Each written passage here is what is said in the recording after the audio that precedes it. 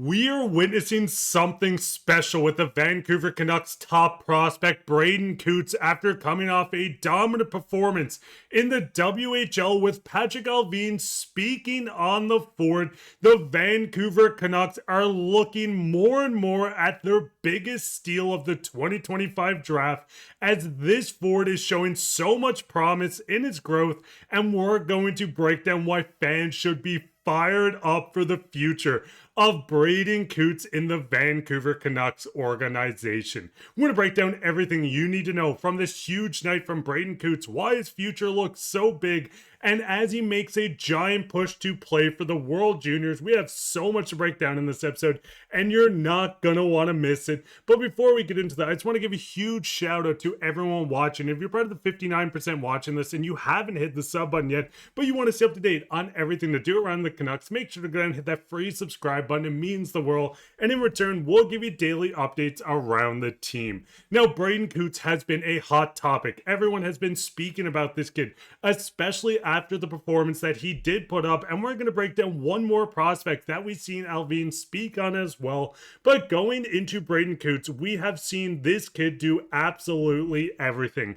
Going into the draft, drafted 15th overall by the Canucks, being one of 5 players from this draft to play an NHL game. You can see the list of players. A lot of them are still with their teams, and we see 2 sent down. But Braeden Cootes showed this Canucks management early on that he is so close to cracking a full-time Canucks roster and coming in as the future center. Now, looking at Braeden Cootes, we've seen a performance last night that everyone is speaking about, where we see the Seattle Thunderbirds come out with a 7-3-1 with a win, with Cootes leading the way with 6 points, 2 goals, 4 assists.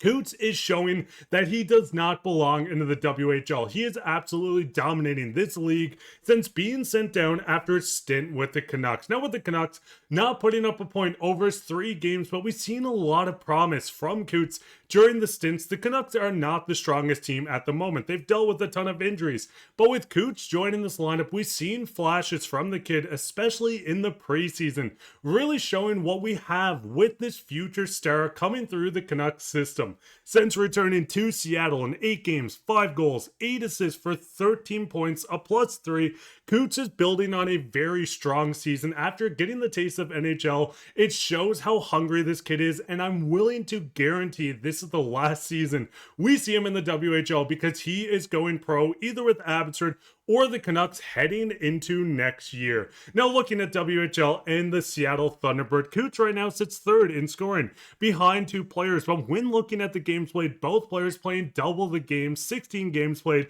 and Cootes is only sitting 7 points behind the leader of the team. With Cootes coming off this performance, if we see this continue, he's not only going to make a name for himself in the WHL and around the Canucks organization, but also with Team Canada as they're building their junior roster going in to the World Juniors in Christmas. Now, with the World Juniors, there's a lot to look at. I mean, looking at this from Mark Masters on August 4th, the roster projection shows Canada is a clear favorite at the 2026 World Juniors. Now, this will be linked down below, but when reading through the article, there's one name in particular that was not listed on this, and that is Braeden Cootes, and it came at a surprise. Now, listen, Cootes joining this Canucks organization, coming through, we know he's making a name for himself. Coming off last year with 3 points over a goal per or point per game, 60 games played, 63 points. Cootes is on fire right now, looking to break this, but he's also going to miss some time. He missed the start of this due to being with the Canucks, but he's also going to miss it when he makes the World Juniors. And listen, there is no shot he does not. The U18, we've seen him captain. He captains the Seattle Thunderbirds, one of the youngest captains in history in the WHL. Cootes is really making a big push.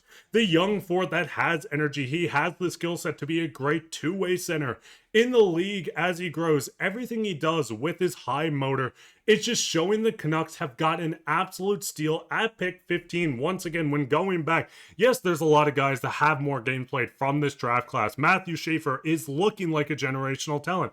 Ben Kindle looks great for the Penguins. Misa is with the Sharks, and Brady Martin with the Predators, who was sent down as well. But Coots is making a name. Only player not drafted in the top 11, if you're counting Kindle as well, to crack the NHL roster to start the season. Listen, not putting up a point, but he's going to get a lot of points as he continues. Now, Patrik Allvin spoke on this as well. We're very excited to have Braeden Cootes playing well in Seattle. I think he had 6 points in the game tonight against the Giants, and we have Medvedev, the goalie, with the London Knights. Now, looking at the Canucks, this draft, a lot of people are confused why they drafted a goaltender, but Medvedev have looked insane since returning to the OHL and taking over the starter role. Last year, as the backup in the OHL, he put up a .912 save percentage and went through on a 22-8-2 record. Since going back to the London Knights and taking the starter crease this year, a .926 save percentage, 7 wins, 2 losses, and 1 tie.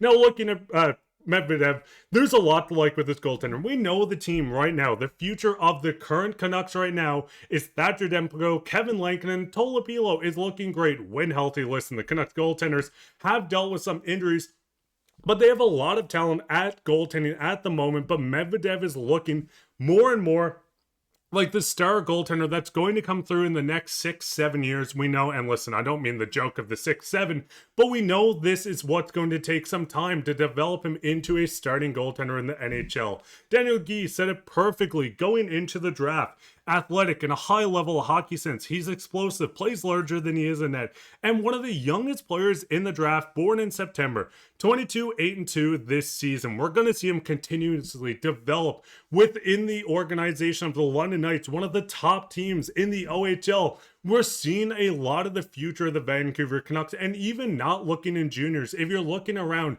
the rest of this Canucks organization, Tom Willander has looked outstanding. Jonathan Leckemacky, one of the best shots in the organization, is looking closer to return. Victor Mancini, a piece back in the JT Miller trade, is looking like a steal. This Canucks team has a lot of great depth in their prospect system, and listen, it's going to continue to build. Yes, we haven't had a top 10 pick in quite some time, but the Canucks management and scouting staff has done a great job in bringing in this young talent in the middle of the first rounds. And listen, we don't want to be in purgatory, a treadmill team that just misses the playoffs, but we got so much value out of these guys, especially when you're looking at Coots coming at pick 15, looking like one of the biggest steals in this draft coming through with Medvedev. And listen, a first round pick can't be much of a steal, but the fact he slid to 15 is turning a lot of heads as he leans farther in.